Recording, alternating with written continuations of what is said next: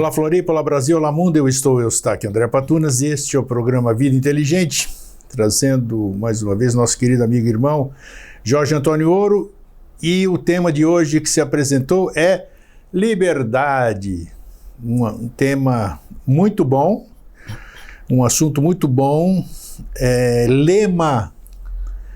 lema do hino de muitos países, de bandeiras, de uma série de coisas. Então vamos tentar descobrir o que é essa liberdade, né? Nós já falamos aqui no Vida Inteligente sobre livre-arbítrio, sobre intuição, sobre mente. Isso tudo faz parte, né? De uma certa forma, tudo isso aí eu acho que faz parte dessa liberdade. Eu tenho liberdade de pensar o que eu quiser. Eu tenho liberdade em termos de fazer o que eu bem entender. Então, existe a liberdade essa que a gente conhece, né? De ser livre, tal, filosófica. Eu andei pesquisando, quando o tema se apresentou assim, andei pesquisando. Então, a liberdade tem, sob diversas óticas, o que é a liberdade, né? E hoje nós vamos falar até, e fui pesquisar, inclusive, o material da SBE, né? Que está disponível aí. Então, nossa, eu vi aquilo lá, tem coisas que eu não entendo, claro, né? E é interessante. Então, hoje nós vamos falar, entre outras coisas, da liberdade, eu acho que esotérica, exotérica, de uma certa forma. Como é que é o termo certo? Iniciática. Existe liberdade iniciática? 100%. 100%, olha aí, tá vendo? Então tá aí, vamos lá, antes de mais nada, como é que você tá? Tô bem, tô ótimo. Tá bem? A temperatura tá agradável hoje ou não? Nós estamos com 60 graus de temperatura aqui no estúdio hoje. Começando a melhorar. Ainda não instalamos o ar, né? Eu vim com camisa de inverno, mas eu dobrei para você não... Ele vem prevenido, isso é bom aí, tá? De resto tá tudo bem, então? Tudo 100% grego. Então, beleza. Então fala, Jorge, tem algum recado para dar para alguém? Alguma coisa, alguma lembrança? Não, só que é muito bom estar aqui de novo. Um grande abraço para todo mundo que vai gastar essa 1 hora de vida aí para nos ouvir. Espero que seja útil, né? Então, já que nós tomamos a liberdade, né, de entrar na casa das pessoas, né? As pessoas nos dão a liberdade. Nos dão a liberdade de a gente fazer isso. Então é isso aí. Então, e vejo que daí o que nos é dado por quem assiste é o máximo da liberdade em termos de concessão, que é a liberdade para alguém entrar na minha alma. É interessante isso mesmo, né? Porque veja só, olha como o assunto já começa com uma pirâmide invertida, né? Você começa falando aqui embaixo e você pode levar isso para um monte de coisa. Porque olha só quanta coisa que, como o Jorge falou, entrar na alma das pessoas, o poder da indução, né, que a gente tem aqui, qualquer coisa que a gente diga assim, a gente pode estar induzindo pessoas a N coisas, né? É um poder de influência fantástico. Que a ausência de liberdade, ela é consentida. Entende? Exatamente. Não quando há a privação da liberdade pela força, né? Senão a gente não está falando de acorrentar ou não. Nossa, né? Todos os níveis, assim, nós vamos falar, inclusive, sobre isso, né? Sim, vamos. Então vamos lá. Vamos definir. Quer começar pela etimologia? Começa. Hoje nós vamos começar direto no assunto. Essa aí, liberdade.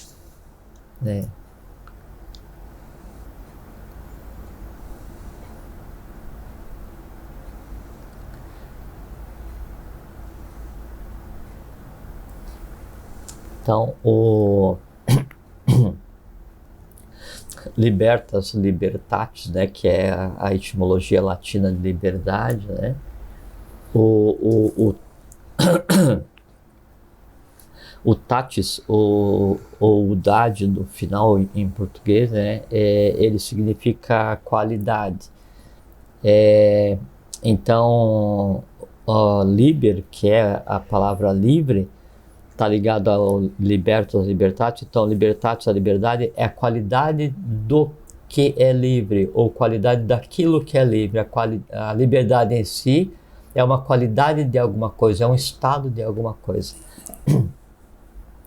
Tem um pensador francês nasceu em 1530, nasceu em 1530, morreu em 1566. Daí ele escreveu algumas obras, algumas cartas, assim, publicadas depois da morte dele. E um desses livrinhos, uma dessas cartas... Quem é o autor? Publicado em 1548, Discurso da Servidão Voluntária, é o nome, Etienne de La Boétie. É como se fosse um hino à liberdade. E foi escrito quando então houve um movimento, não chegou a ser uma revolução, mas uma convulsão social de oposição ao governo francês pela taxação de sal e tal, um negócio assim. E aí o povo perdeu, isso foi imposto, né? E aí então, em decorrência disso, o La Boétie escreveu esse... Eu recomendaria, quem tiver a oportunidade para ler, é um livro de domínio público, né? Então encontra em qualquer lugar na internet. Mas em francês? Não tem em português. É isso que eu ia perguntar agora. Qual é o nome em português? É Discurso da Servidão Voluntária. Discurso da Servidão Voluntária. E o primeiro nome do autor? O nome é Etienne. Etienne, todo mundo conhece, com 2 N, né? É só procurar como La Boétie, Discurso da Servidão Voluntária, vai encontrar. Então, Discurso da Servidão Voluntária. Perfeito. Vai encontrar francês, alemão, inglês, espanhol e português. Ótimo, a versão em português tem uma outra incorreção, espanhol se aproxima mais. É curto, mais. É grande o livro, como é que é? Na versão portuguesa são 36 páginas. Perfeito, pouco. E é o tipo de literatura, assim... Ele define a liberdade? Como é que é? É 100% aplicável ao dia de hoje. Então, ele define filosoficamente a questão da liberdade. Né? Tem uma frase dele que fala assim... Quer ver como é que ele diz?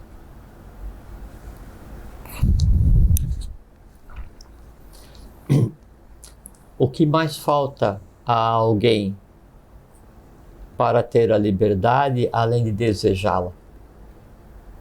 Interessante. Né? É que, então, a liberdade, ela é um bem tão inato, né, ao ser humano, que bastaria desejá-la para tê-la. Né? A questão respondendo à questão do La Boétie, né? Aí ele coloca do ponto de vista emocional filosófico, né? E vamos traçar hoje uma conversa do ponto de vista esotérico iniciático, para explicar o âmago da liberdade, o que acontece, né? E aí, depois que a gente conversar, eu espero que daí essa hora de conversa, para quem for ler aquele livro, então, na nossa conversa a gente responde as dúvidas do La Boétie, né? Que é natural, sim. Se pegar Newton, Einstein, Platão, Pitágoras, esses dois um pouquinho menos, Sócrates, qualquer um filósofo, ou qualquer um filósofo da Idade Média para cá, ou o pessoal do Iluminismo, assim, eles colocam algumas questões e param em alguns pontos, tem algumas barreiras que parecem ser intransponíveis, tão intransponíveis quanto as barreiras que tem a ciência, a tecnologia, a academia hoje, né? Mas é porque daí essa barreira é o primeiro passo do conhecimento iniciático, o conhecimento esotérico. Eles param, ou eles vão até onde a razão deles permite, né? Ou até onde o conhecimento deles alcança. A partir dali, então, a gente oferece o conhecimento, a gente a iniciação, né? E daí, essa abordagem que a gente vai tentar dar hoje, ela responde essas dúvidas filosóficas com relação à liberdade e, inclusive, explica, e eu espero que explique, né, um pouco o caos humano, social que se vive hoje, né? Ou que a gente consiga analisar o porquê que o mundo que a gente vive hoje é um mundo tão inumano, tão desumano, é um mundo tão inapropriado para seres humanos, do ponto de vista de convivência, de aprendizado. Antes de você seguir, eu quero fazer uma pergunta, assim. A liberdade, ela é inerente à humanidade, ao gênero humano? Não só a humanidade. Uma boa pergunta.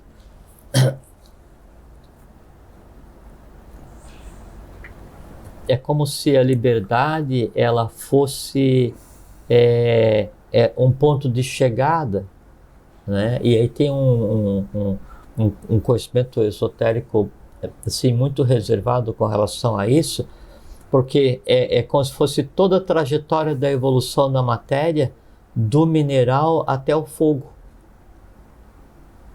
O mineral é um extremo da imobilidade, da não liberdade. Já vamos mostrar que não é bem assim, mas numa análise externa, né? Exotérica. Então, ele representa a imobilidade. E imobilidade, aparentemente, ela é a negação da liberdade, né? No extremo do mineral, no extremo contrário, né?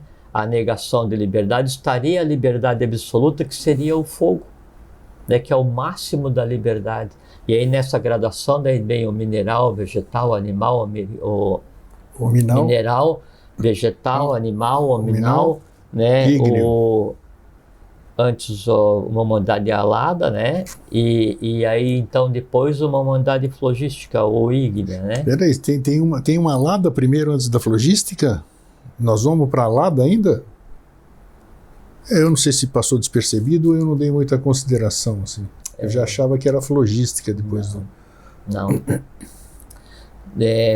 E vai ser muito interessante, porque daí nesse período nós vamos ter só um continente, 2 oceanos e uma humanidade alada. Alada no sentido da palavra mesmo? Literal. Literal, quer dizer, literal. Vamos poder andar voando, vamos dizer. Literal.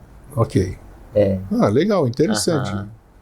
Então, mineral e fogo são extremos de liberdade, né? Por isso que a liberdade ela não é inata ou inerente à humanidade. É a tudo. Até porque a humanidade, como a gente conceitou a humanidade hoje, ela é só, assim, é uma viagem de trem com 7 estações, a gente está em uma das estações e essa estação tem esse formato. As outras têm formato diferente, claro, como tiveram as estações anteriores. Perfeito. Tá?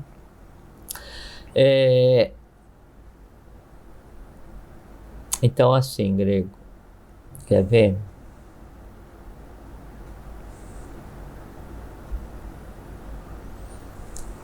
O máximo da liberdade, esse vai ser a base da nossa conversa. O máximo da liberdade é o ato em si, né? Então, o máximo da minha liberdade de falar é o momento em que eu falo. O máximo ou o ápice da minha liberdade de sentir é o momento em que eu sinto aquilo. O máximo, o ápice da minha liberdade de fazer o que eu bem entendo é o momento em que eu vou e pratico um ato em si, né? O ápice da liberdade do escritor é o momento em que ele vai e consegue finalmente parir aquela ideia e colocar no papel. Então sempre o ato, ele é o ponto final do que seria a liberdade. Eu vou imaginar um pássaro engaiolado, o ápice da liberdade dele não é nem voar, porque ele está engaiolado, né? O ápice da liberdade é voar fora da... Entendido. A busca pela liberdade, pela não conexão com o entorno limitante, isso é inerente aí a todos os reinos, é inerente a todos os seres visíveis e invisíveis que existem, é inerente a todos os estados de consciência, do ser humano mais primitivo ao ser humano mais espiritualizado. A liberdade é um objetivo. Do animal mais primitivo ao animal mais evoluído. Não, evoluído não. Dá para usar o termo inteligente, considerando aí não ser cerebral, mas o neurovegetativo, né? Então, ao animal mais inteligente, o desejo, a ânsia é a liberdade. Mas tem uma questão que o senhor coloca, que é o seguinte: na Roma, no direito romano, Então tinha uma diferenciação de liberdade que tinha o ingênuo, que era o que tinha nascido livre. Então ele tinha pai e mãe cidadãos que eram livres e ele nasceu livre. Então ele era um ingênuo ou um ingênuo. E o contrário era aquele que já tendo sido escravo, ele havia conseguido a liberdade, né? E aí esse era o liberti, ou libertine, né? Os dois tinham liberdade, liberti e o ingênuo. Aí fica a questão: quem dá mais valor à liberdade, ou quem conhece a liberdade? O que sempre foi livre ou o que não era livre e conseguiu a liberdade? Um segundo, claro. Sim. Aí então coloca uma outra questão. Mas e se o pai e a mãe desse libertine, e o pai e a mãe dele, e o pai e a mãe dele, e o pai e a mãe, N gerações, tivessem sido escravos ou não usassem a liberdade há tanto tempo que tivessem esquecido ou desconhecessem o valor? Ele daria valor, ele compreenderia o que é liberdade, ou ele desejaria voltar à escravidão confortável? Por isso existe a escravidão voluntária ou servidão voluntária.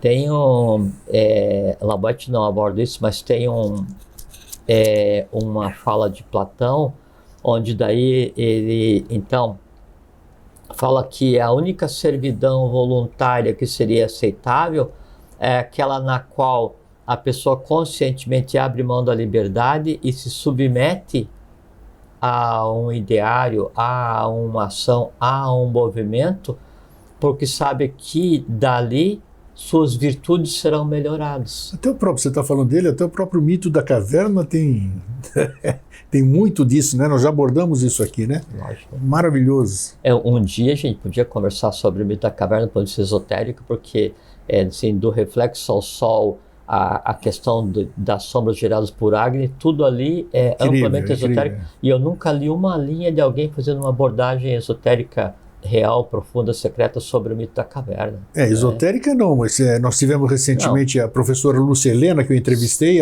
mas ela falou da parte filosófica, né? Disso, aquilo que representa, já é maravilhoso. Lógico. Aquilo devia ser obrigatório, devia ser matéria obrigatória de formação. Agora imagina o profundo daquilo, sei lá, né? Podemos ver isso aí qualquer... Hoje a gente pode pensar.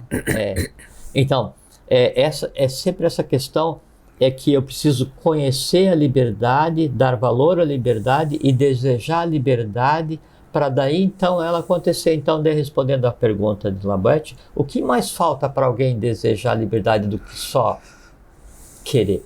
O que é mais necessário? Conhecer o que seja. Sim.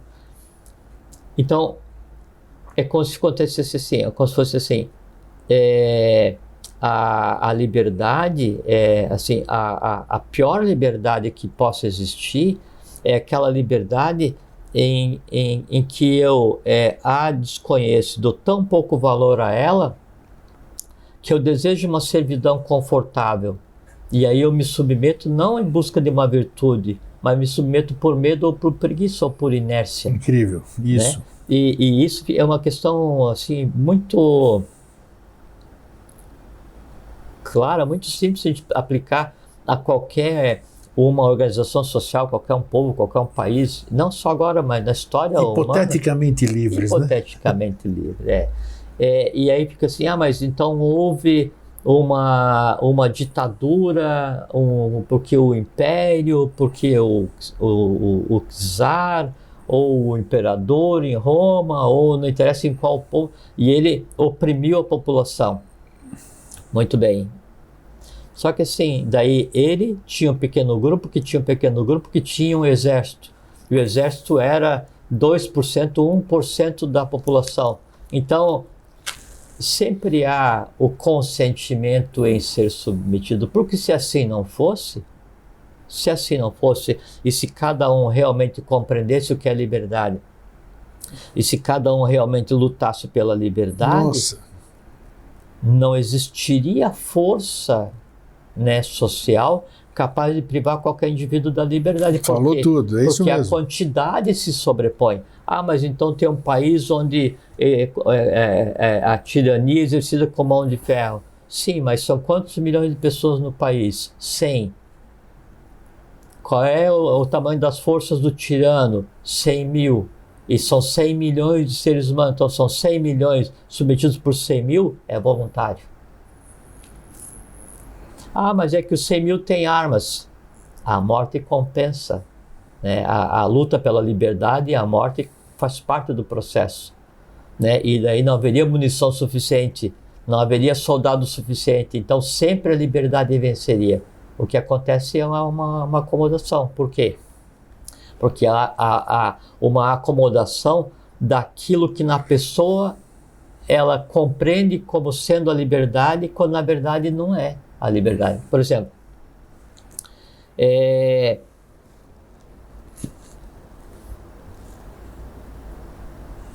todos nós temos um conjunto de instintos, né? Ou de inteligências instintivas, ou de inteligências físicas que são animadas pela inteligência instintiva. Que inteligências são essas? A gente tem falado muito aqui. A inteligência que faz com que o mineral seja processado na célula, com que o oxigênio seja processado, transportado na corrente sanguínea, com que cada uma célula funcione, com que o conjunto de células funcione daí formando um órgão, a liberdade que faz com que aquele órgão, sem depender de nada, ele produza e ele tenha a inteligência que lhe é inerente. Então, há um conjunto, né, de inteligências que age independente de qualquer outra coisa. E ele tem liberdade total e integral. De que maneira? Eu, né, do ponto de vista esotérico, não posso interferir no trabalho do meu fígado, ou do meu baço, ou do meu pulmão, ou do coração, eu não posso interferir no que está sendo feito. Poderia. Não pode ou não deve, isso que eu ia falar. É por isso que eu falei, do ponto de vista esotérico. Você falou em cima né? da pinta. Esotérico, né? Então esse órgão ele tem toda a liberdade que ele necessita e ele em si é pleno. Então essas inteligências são plenamente livres, tranquilas, conscientes e experienciam uma coisa que anda de mão dada com a liberdade, que é o sentimento de felicidade, né? Mas quando esse conjunto de forças instintivas ele se conecta com algumas emoções e aí ele sai daquela ambiência que seria aquilo para o qual ele nasceu, né? Então aquela função na qual ele é primaz, na qual ele consegue produzir amplamente a própria razão da sua existência, passa a interferir com o meio. Então a gente conversou muitas vezes, a pessoa fala assim, mas eu agi por instinto. Foi. É porque daí aquela inteligência instintiva, aqueles seres que são responsáveis pelas inteligências instintivas, quando eles extrapolam o seu próprio meio, eles tendem a se ligar com os mais próximos para buscar o ato ou buscar a exteriorização, né? Então, se a gente pega a inteligência instintiva e pega o mesmo protocolo, a mesma análise para a parte das emoções, e se a gente considerar que, além da inteligência dos seres instintivos que vão dar fluência, né, ou fruição àquilo que a gente conceitou como vida, a gente começa a colocar nesse mesmo contexto aqueles seres criados pelo próprio ser humano. Então as emoções a gente cria e engendra, né, da corpo, da alma, alimenta e bota para trabalhar, né, em cada um de nós. Esse instinto ligado com essas emoções criadas, esses seres, eles tendem à liberdade, né? E E esse tender à liberdade sempre vai se chocar, como é qualquer liberdade, com a liberdade de quem está perto. Então, a liberdade que eu preciso de fazer com que a razão da minha existência se transforme em um ato para que eu me alimente, ela vai se chocar com a liberdade de quem está do lado. Por exemplo, a gente conversa muitas vezes sobre isso.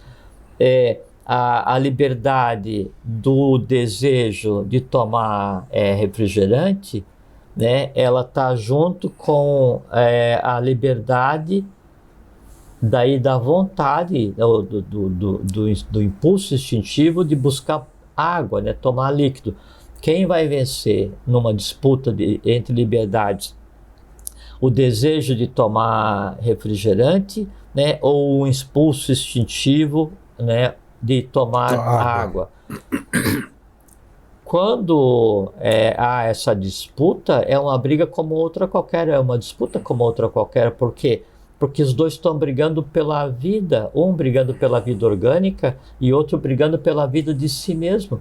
Porque se você não tomar refrigerante o tempo todo, ou não atender o seu desejo, ou não dar liberdade ao seu desejo, o que vai acontecer? Ele vai se esvair, vai perder força. Quanto menos força ele tiver, menos ele tem condição de vir à luz do dia ou sair da caverna, e passa um tempo em que ele não vai mais existir, como uma trilha não trilhada, né? Sim. Uma trilha que foi aberta, foi trilhada, foi andada, se esquece, a mata toma conta e ela como se jamais tivesse existido, ficando só algumas marcas no solo, né? E essas marcas só quem conhece são as árvores, os seres humanos as esquecem, né?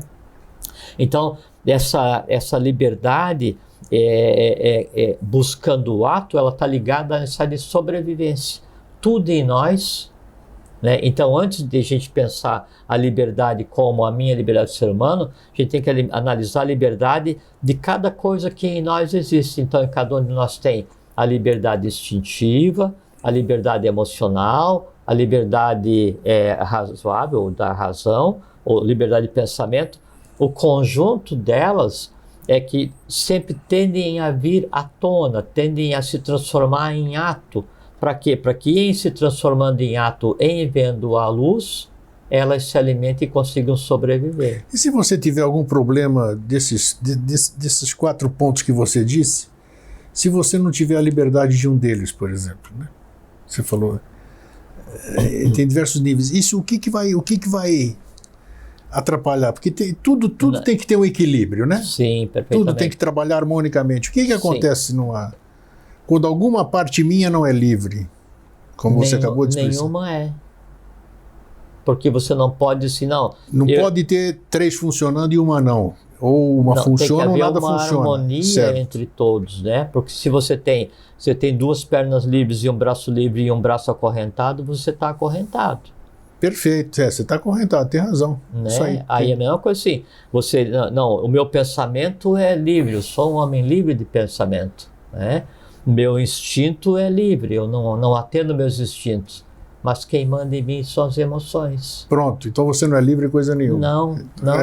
Porque coube a colocação exatamente para... Perfeitamente, porque daí as emoções subjugam o pensamento. Ok.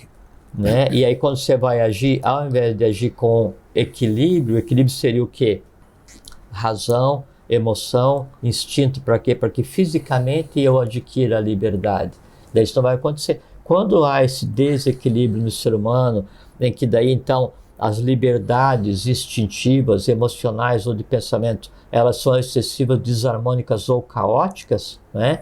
Daí não há uma direção. Em não havendo uma direção, eu não consigo lutar pela minha liberdade real, integral, externa. Por isso que em havendo uma escravidão, ou uma auto-escravidão, ou uma auto-não-liberdade para o ser humano, ele não se importa em ser subjugado ou submetido a alguém. Aí vem uma servidão voluntária inconsciente. É interessante, você está falando e está me vindo aqui, porque ao longo dessa minha vida militando, nós conversamos um pouquinho antes da gente começar o programa, né?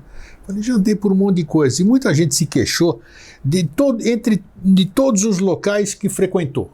Todos os locais, estou falando generalizando as pessoas, e independente de se é escola iniciática, se é grupo, se é religião, tudo, as pessoas saíram ou se queixaram ou abandonaram porque se sentiram cerceadas na sua liberdade.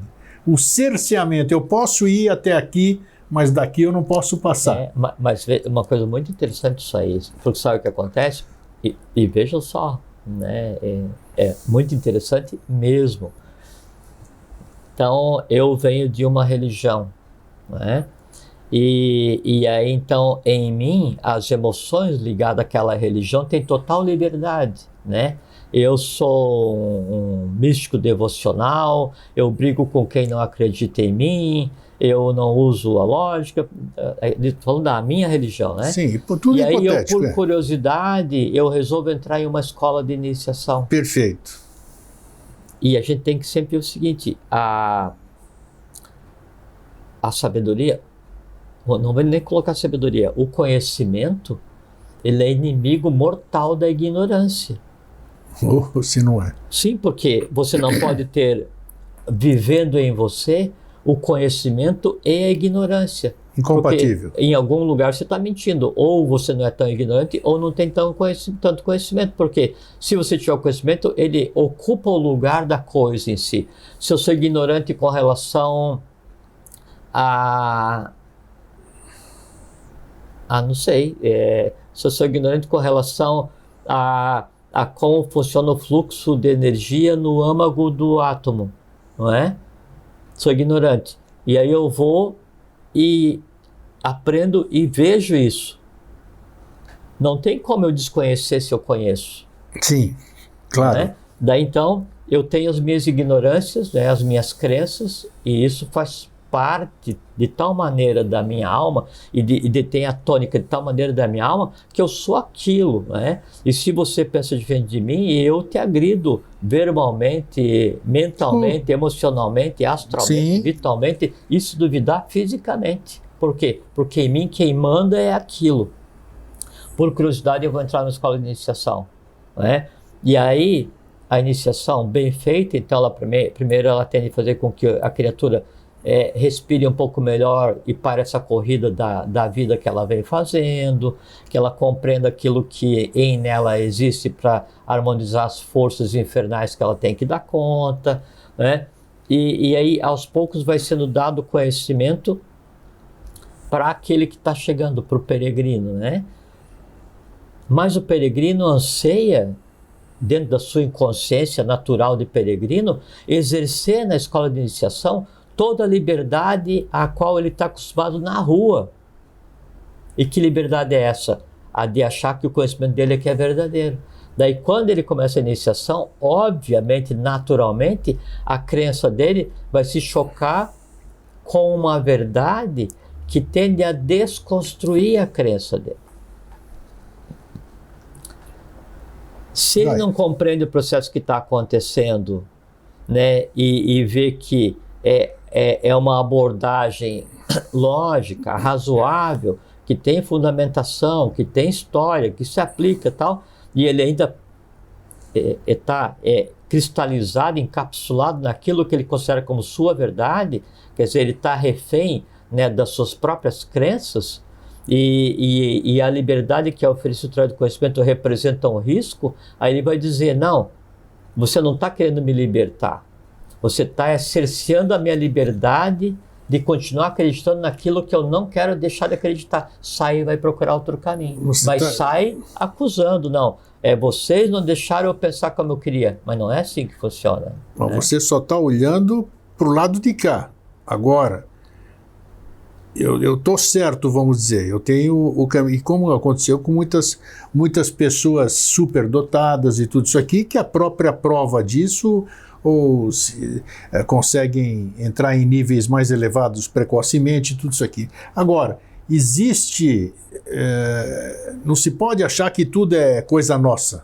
Tudo é coisa nossa. Eu não aceito isso. Eu achei que a minha liberdade foi cerceada, então eu sou o culpado por N razões que você acabou de expor. Culpado não é o termo. Mas você jogou para o ser sempre. Quer dizer, onde eu achei que fui cerceado nunca tem culpa de nada? Não, eu analisei... Culpa não, usei a culpa de novo. Eu analisei esotericamente o que acontece entre o conhecimento e a crença. Sim. Né? A crença, ela sempre vai ver o conhecimento como crença você exemplificou como ser humano e o conhecimento como uma escola de iniciação, por exemplo. Como uma coisa exotérica a crença, esotérico o conhecimento. Obviamente, não coexistem, né? Então, há que haver uma sublimação. Quanto maior o medo em diminuir ou abrir mão dessa crença, maior é a antipatia ou a resistência ao conhecimento. Chega um ponto em que aquele conhecimento significa uma ameaça à minha crença. Daí eu saio, aí a questão falou assim, é errado? Tem culpa?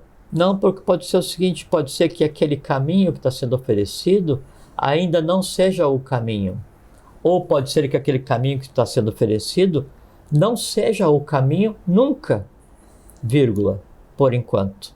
Aí a pessoa vai sair, vai viver essa outra, em algum momento vai amadurecer, e como todos os atalhos levam para um único lugar, vai chegar um momento em que ela vai novamente se deparar com aquele conhecimento. Sim, mas tá, até aí perfeito. Agora vamos só para completar, assim, para você responder só essa parte. Aí eu chego numa religião, numa escola de iniciação, seja lá o que for, eu demonstro dentro do grupo, dentro da minha, da minha peregrinação, vamos chamar assim, de que eu sou dotado, eu assimilei o que o meu instrutor, meu mestre passou. E aí é que está outra questão. Eu gostaria que se explicasse essa outra questão, fizesse esse paralelo entre o conhecimento e o instrutor, digamos assim, ou chamamos lá o líder, tá? Ele não se agrada com o meu conhecimento, porque o meu conhecimento ofusca, ou então está indo além, e eu me sinto incomodado. O instrutor se sente incomodado com a presença de determinada pessoa. E aí, o que acontece? Eu vou me privar, eu vou sair de lá, eu vou me sentir cerceado por uma justa razão. Depende, Grego. Depende do seguinte, olha só. Aí tem dois aspectos. Eu quero abordar os dois. O instrutor e o discípulo. Vamos lá, isso. Tem que lembrar que o instrutor, ele também é um discípulo. Perfeito. Sempre, claro. Sempre vai ser. Então, somos todos aprendizes. Na melhor das hipóteses. Temos que ter consciência de que somos então, aprendizes. O instrutor, ele sempre tem que lembrar que ele é um discípulo. Falou tudo. Se tem que lembrar que é um discípulo, ele tem que ter o quê? Paciência. O discípulo que está chegando, por mais que ele ache que ele é superior ao instrutor, ele tem que lembrar duas coisas. Ele é um discípulo. Segundo, paciência, por quê? Porque o outro chegou pelo menos um dia antes, que ele está tentando repartir. Percebe? Sim. Quando acontece isso, é muito mais uma questão de antipatia pessoal do que um embate entre conhecimento e desconhecimento que pode levar à sublimação. Agora, pode acontecer assim. Você tem um profundo conhecimento. Isso cabe em todas as áreas da vida. Nós estamos usando duas coisas aqui. Na relação com a família. Exatamente. Na relação profissional. Estamos usando como exemplo. Na relação social. Como exemplo, exatamente. Na nossa relação com a nossa pátria. Tudo. Você tem um conhecimento profundamente iniciático, ou um profundo conhecimento iniciático, né? E aí eu sou teu amigo e eu faço parte da ordem que cultua o gato preto, aquele que foi esquecido no templo e acabou virando a ordem do gato. Sim. Né? Desse grego, vamos lá, porque a ordem do gato é uma ordem muito legal e tal. A gente canta muito e se diverte, as coisas assim, e tem muito conhecimento, tem umas práticas, negócio e tal. Daí você vai, né? E por respeito ao convite que eu lhe fiz, né? E você participa, observa, pesa, mede, conta, discerne, reflete e vê assim, meu Senhor, quanta coisa errada. Sim, normal. Normal. Sim. O que você faz? Você vai daí destruir a crença daqueles que estão lá? De jeito nenhum. Perfeitamente. Você fala para o teu amigo, que sou eu, diz, olha, Jorge, gostei muito, achei muito legal, principalmente o seguinte, a felicidade que vocês experienciam em viver aquilo, mas só que não é o meu momento, não é o meu caminho. Há que haver uma empatia entre o egrégor que vocês criam e a minha individualidade, né? E isso não acontece, então eu prefiro não, vou seguir o meu caminho, pronto.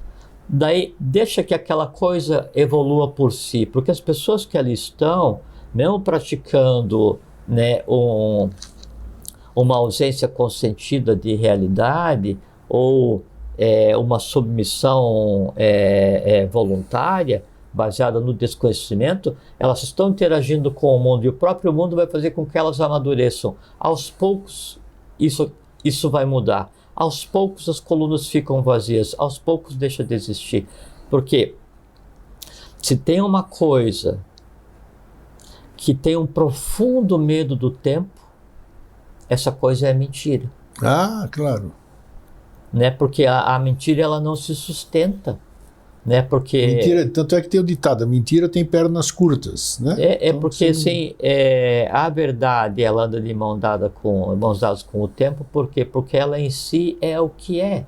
Ela não tem que provar nada, ela não luta contra nada, contra ninguém. Já a mentira, ela luta para tentar provar que ela é a verdade.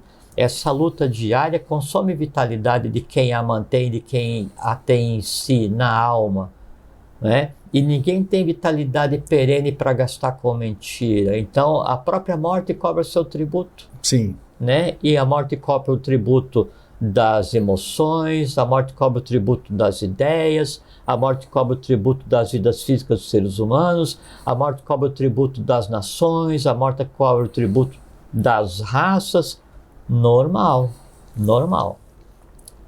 Vai, tá. Completa. Então, antes que eu consiga exercer externamente a minha busca pela liberdade, eu tenho que daí ter aprendido a ensinar o conceito de liberdade consciente para cada coisa que em mim exista.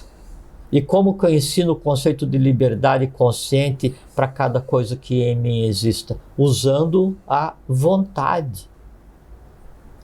Então, a vontade, que é aquele impulso superior, né, que em mim existe, é que vai fazer com que eu ensine para os meus instintos que a liberdade instintiva é uma coisa verdadeira, valorosa e deve ser praticada desde que não ultrapasse seus limites.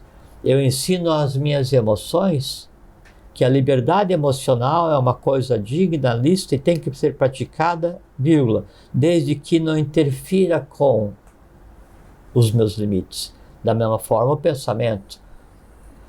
Tenho que pensar, é lícito, é livre, faz parte, desde que não interfira com os meus limites. Que limites? O limite da harmonia.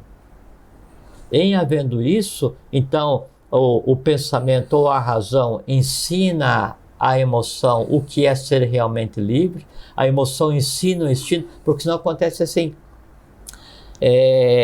eu tenho tudo o que eu preciso em termos materiais, mas não sou livre porque eu sou escravo dos meus desejos mais absurdos. Sim.